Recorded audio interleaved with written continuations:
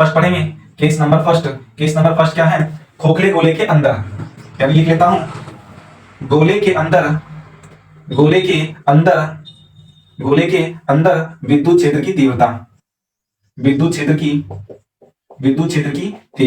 हम लोग case number first पढ़ने वाले हैं। गोले के अंदर विद्युत क्षेत्र की तीव्रता को हम लोग पढ़ने वाले हैं। ठीक है, अब आइए हम लोग शुरू करते हैं। यहां पर हम लोग मान लेते हैं कि माना कि एक्स त्रिज्या वाला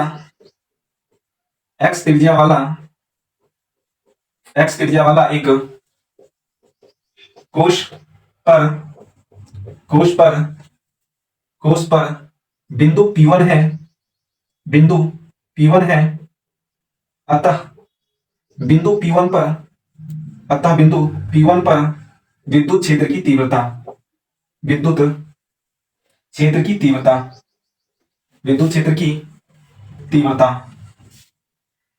हम लोग बिंदु P1 पर विद्युत क्षेत्र की तीव्रता ज्ञात करने वाले हैं। अर्थात हम लोग इस स्थान पर विद्युत क्षेत्र की तीव्रता कितना लगने वाला है, उस चीज को हम लोग पढ़ने वाले हैं, जिसकी दूरी क्या है, जिसकी दूरी केंद्र से x है, केंद्र से x है।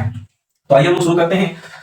हम लोग जानते हैं विद्युत फ्लक्स की परिभाषा से, विद्युत फ्लक्स की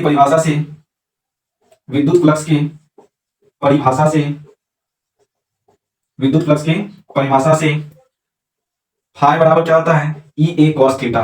फाई बराबर क्या होता है, EA cos थीटा। लेकिन यहां पर हमने यहां पर क्या लिया है, क्षेत्रफल हमने DA लिया, यानी अत्यंत अल्प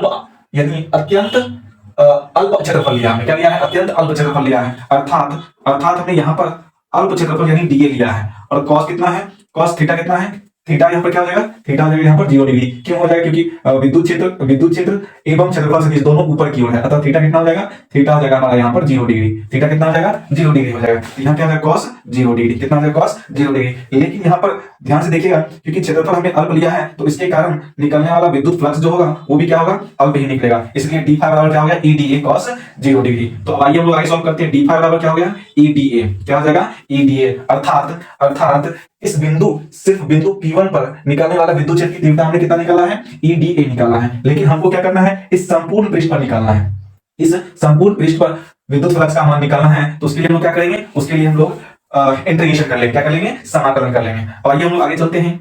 दोनों ओर समाकलन करने